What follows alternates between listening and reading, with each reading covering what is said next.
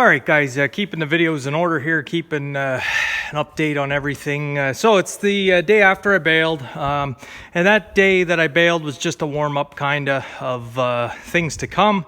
It was my second smallest field that I started with. I'll take you up to the barn here in a little bit, show you what we got. I didn't really put everything away in order. I just had jockeyed the baler in the back, and I have stuff sitting everywhere. And it's all right. It was about 10 o'clock at night last night until I got everything put away and finished. But we got the two wagons that I had unloaded. They're in the barn, stacked, and put away. So it turned out to be pretty nice hay. So just as a update, it was anywhere from 10 to 12% moisture. There were a couple wet spots out along the edges of the field under the trees like you'll have that it spiked up to 28%. And I think I have those bales pulled out and set aside. One thing, it's always thin under the trees, so you don't have too many of those. Anyway, just in summary, I'm very happy with this H&S 2-star tedder. I'm kind of upset I didn't buy a 4-star. Now, granted, it wasn't like it took me forever, but I really like this style of tedder.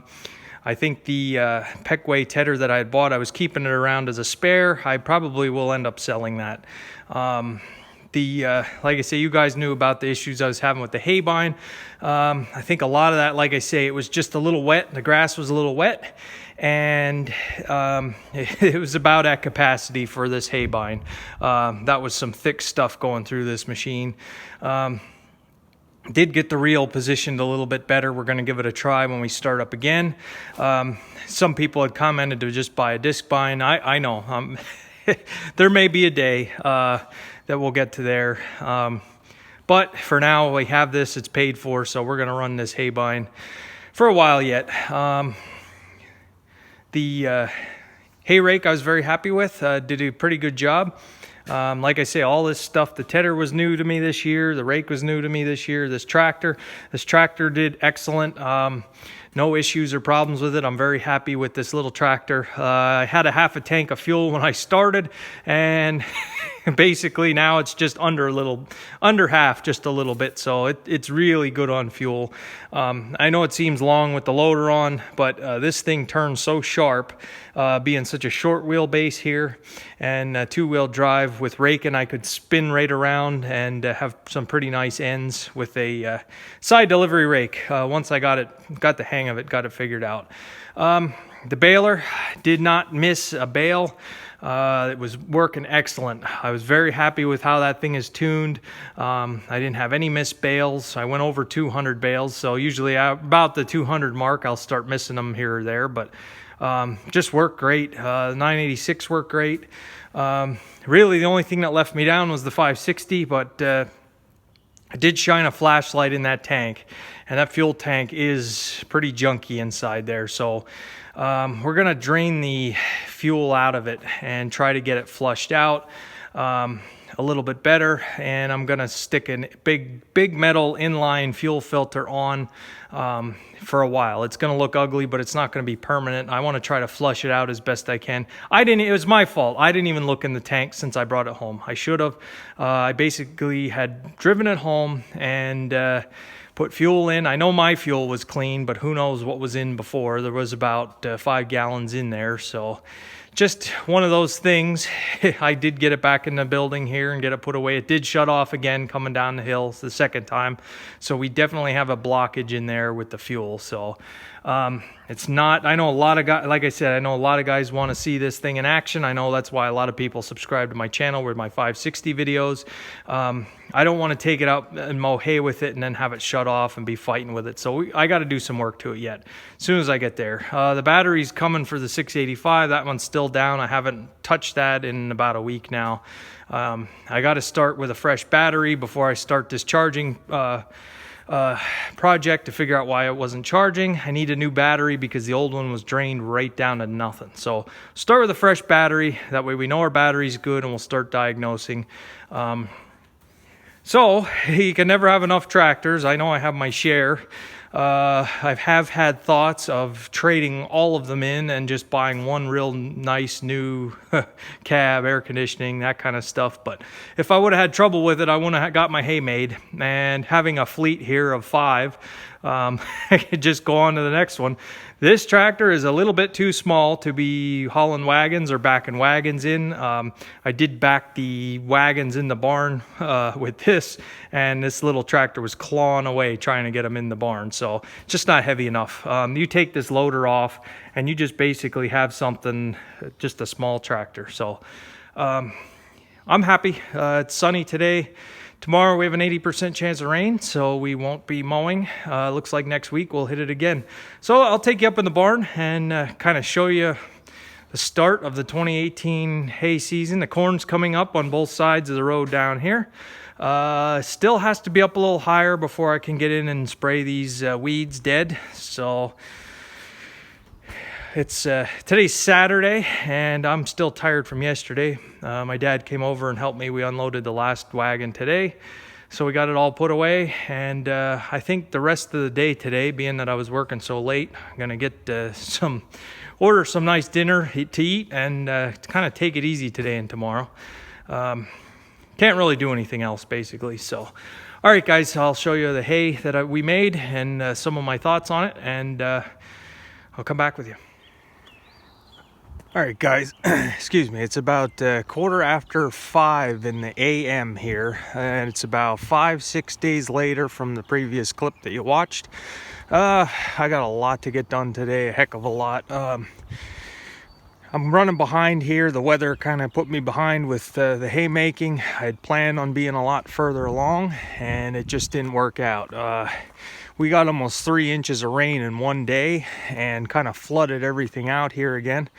But today, actually, we're supposed to be up in the 80s, and we're supposed to have 5 days in a row of no rain, is what they're saying. So I've got to get to work here in the shop. I will show you that hay as soon as it gets light. I don't have any type of light in the barn to show you what the hay looked like. And today, and it's dark in there, so today we're basically going to try to make more of it, and a lot more of it. I've only got 4 wagons, and of course you can't see it. So I got 4 wagons, and I'm going to try to mow enough to fill them twice, hopefully. So I'll come back with you when the sun is up, and I got to start moving stuff around. So see you in a bit. And you can see the corn coming up here in this cool morning. It's cold, and I was just kind of curious as to what kind of conditions a lot of you guys are seeing. This is really a cold start to the summer. We had 47 degrees the other morning, so I don't think the corn appreciates that very much. So this morning while I'm up and thinking here, I want to answer a question. Will 10-year-old Pioneer field corn come up? 10 years old. I might plant a few of these and mark them off just to see. This was the corn from my previous farm operation that I had left over the one year. With the International 800 air planter, it was nice. You could set the bucket right underneath that hopper and pull I think it was some type of a chute that you pulled or lever, and it would drain all the seed. There was no taking each individual row unit boxes off and dumping them back and forth. And that was one good design. I just wish the planter would... Just wished it would have been a little bit better of a planter. So yeah, I might stick a few of those in the ground and see what happens. All right, so I just blew off the square baler here. Got the knotters as clean as possible. Just doing some odd jobs here. Need some more twine in the baler. I won't do a video on putting twine in. There's a lot of videos on YouTube. I don't need to follow suit. Basically, if you look up how to put twine in a baler, there's enough results there. So I'm gonna add a ball here and keep going. Sun's out. All right guys, so here's some of the hay I made the other day, and it's a good hay drying weather today. So I started filling all these barn cats. Started filling this bay here. Working on layer number 3. I see that door blew in again. I was gonna just set that in there. I got loose stuff I got to get out of here, and loose stuff I got to get out of here. And these two were a little wet, I think. I didn't test. I have to get my tester out. I just mowed quite a bit of hay. It'll be tomorrow's video. I'm gonna probably go out later this afternoon with the tedder and get it apart, because I did wind row it just so I could make sure that the haybine was cutting. It didn't go the best. I mean, it worked, but it wasn't. It's just thick hay. It's real thick. So I did wind row it, and I do like wind rowing hay, because then you don't drive on it when you come around again, and there's less of a chance that the skids on the haybine will drag the hay around the field. So you know what I'm talking about, some of you guys. So this is what it is. Pretty good sized bales. I don't know the weight. I used to have a, oh boy, that might be a wet one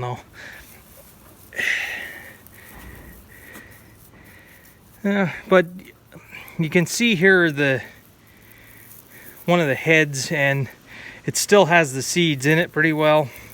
It didn't go to seed this field, so the stuff I was cutting today, we had more going to seed, so we'll see. But I figure I'd finish off this video because I told you guys I was going to take you in the barn here and show you what I did the other day. So still have the mountain of last year's, and now we're putting some more in. So I'm definitely making more hay than I can sell. It's just the way it's going. And like I said, with everybody has good hay in the Northeast this year. I'm not expecting a whole lot from the hay market, so trying to make some nice hay, young hay, and heavy bales, and make it worth somebody's time. So all right guys, it's lunchtime here. I got done mowing before lunch. I want to ted today yet, and maybe mow some more. I have to check the forecast. So but it is windy today.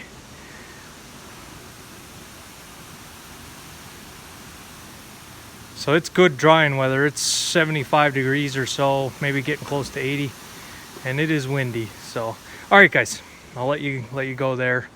That's where we're at. So we got to just keep going up from here. I got to get it back that way too. Have some cleaning up to do before I bale, so I'll do that maybe tomorrow. All right, I guess yeah, that's what I'll do. All right, see you guys later.